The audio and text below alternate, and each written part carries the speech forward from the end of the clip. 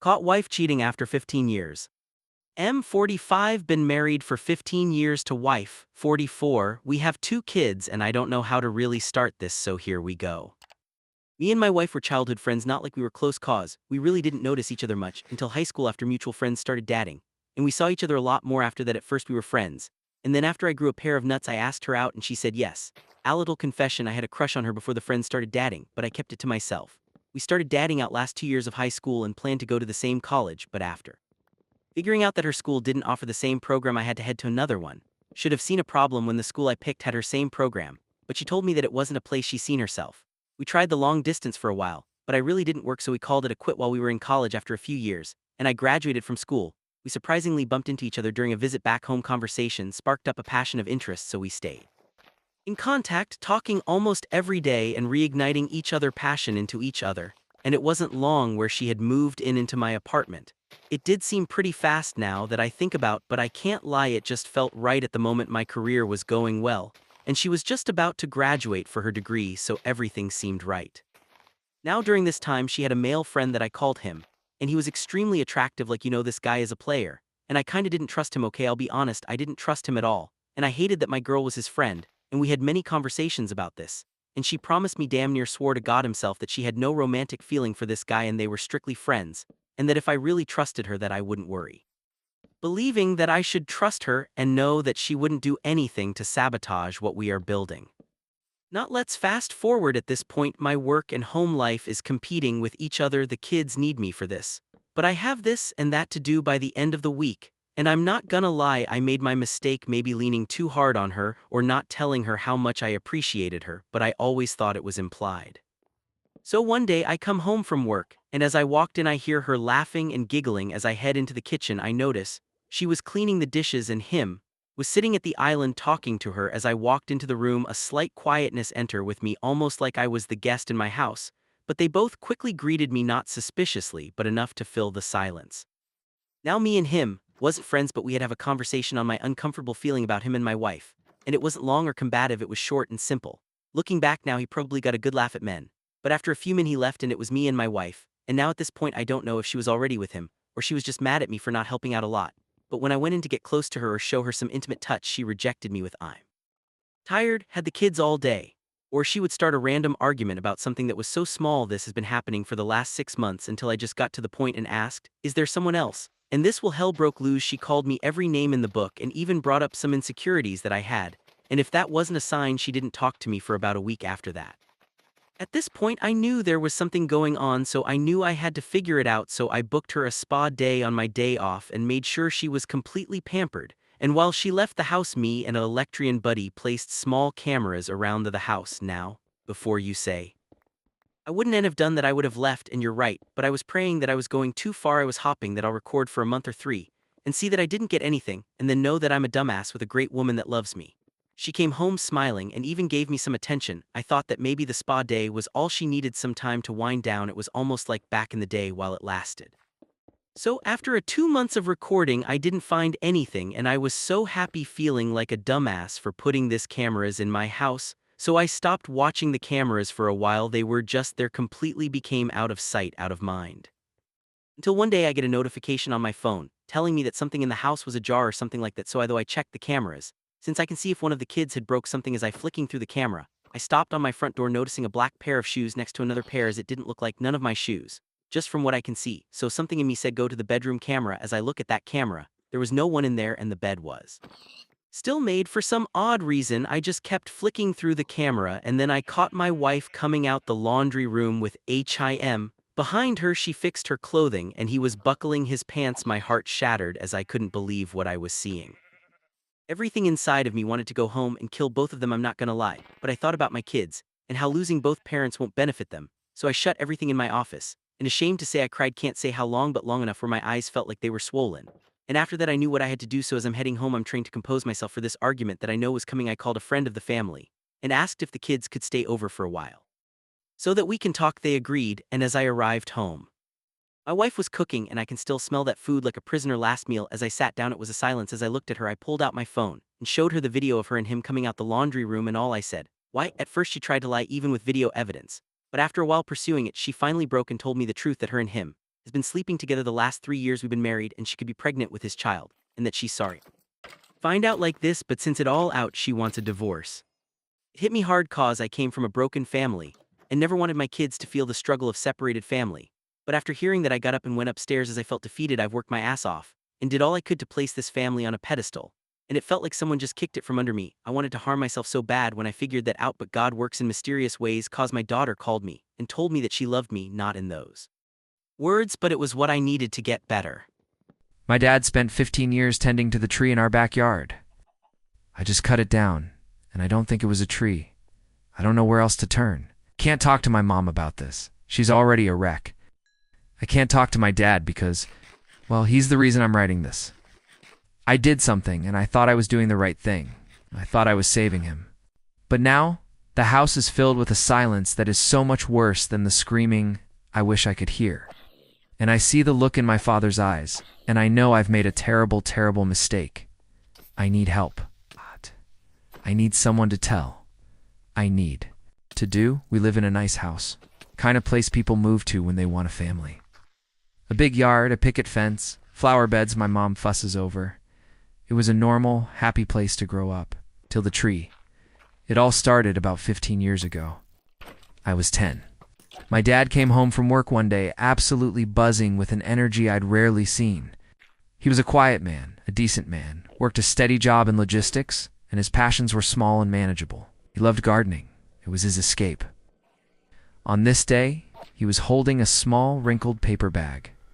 "Look at this," he said, his eyes shining as he showed me a single, gnarled black seed. It was the size of a pigeon's egg, strangely heavy, and covered in faint spiral patterns. Got it from a street vendor downtown, an old fella. Said it was special, said it would grow into a great tree, a king in our yard. Said it would cast its shadow over the whole house and protect us.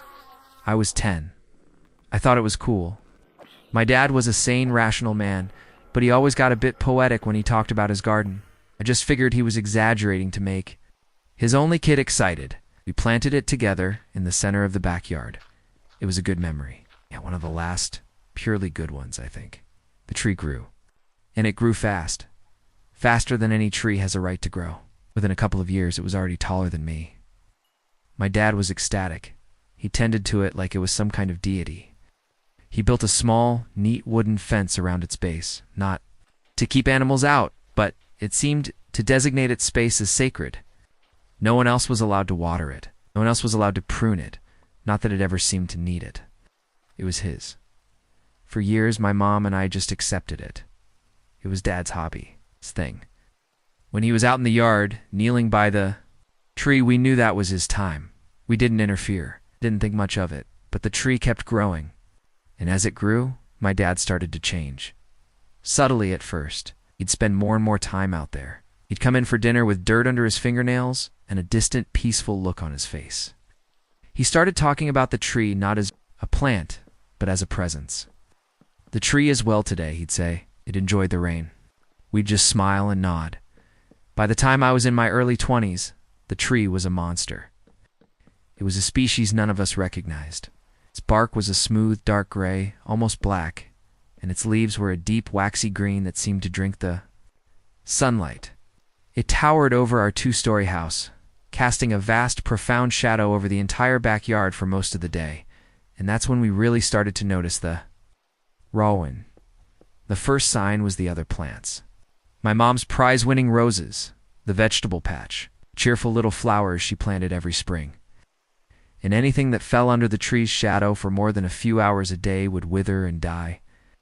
The soil beneath it became barren, gray, and hard as rock. Then the animals. Birds stopped nesting in our yard. The squirrels that used to chase each other across the lawn vanished. Even our family dog, a golden retriever, would refuse to go into the backyard. He'd stand at the back door, whining, his tail tucked between his legs, refusing to set a single paw in the shadow. But the worst change was in my father. His obsession became his entire existence.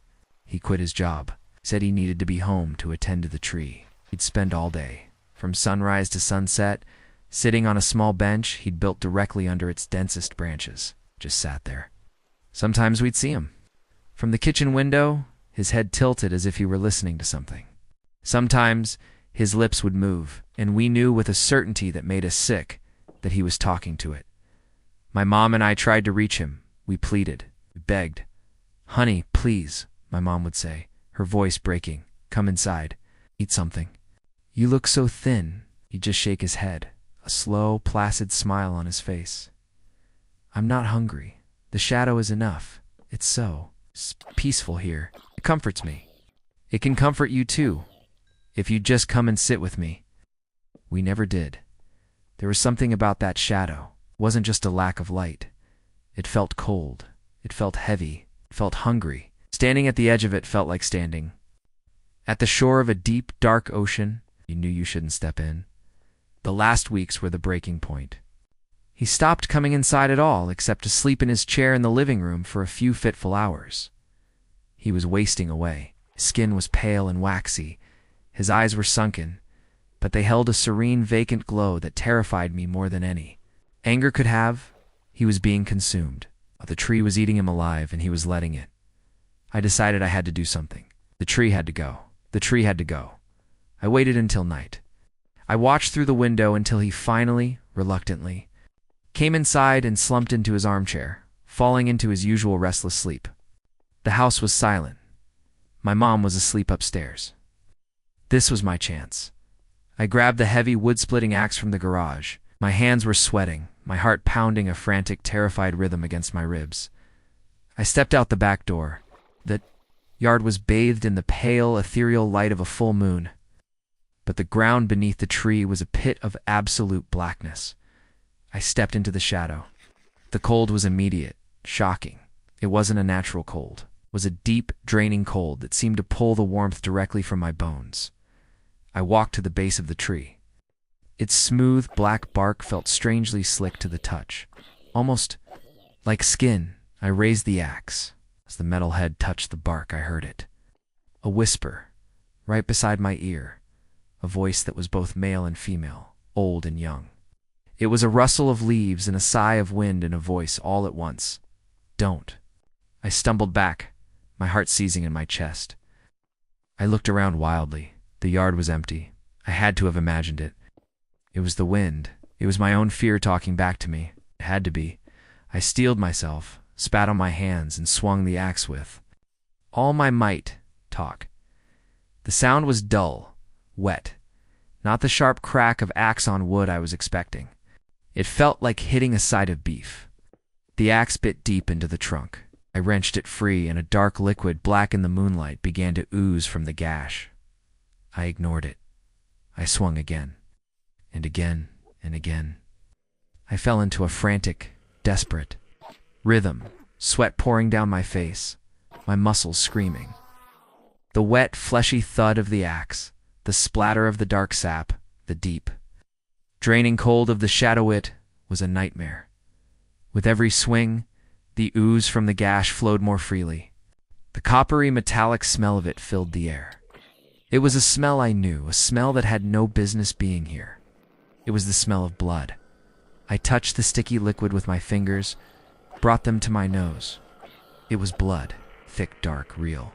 Blood, panic, stark and absolute seized me. I wanted to run. I wanted to drop the axe and flee and never look back. But then I thought of my father, of his vacant, smiling face, of him wasting away on his bench. I couldn't stop. I had to finish it. I screamed, a raw, wordless sound of rage and fear, and I put everything I had into the last few swings. The gash widened.